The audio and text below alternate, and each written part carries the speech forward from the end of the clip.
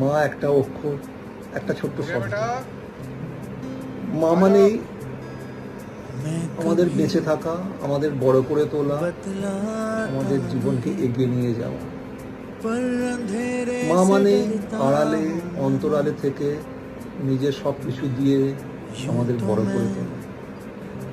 আচ্ছা, আমরা বেশিরভাগ মানুষই কি মায়ের এই অবদানটা সত্যি বুঝতে পারি?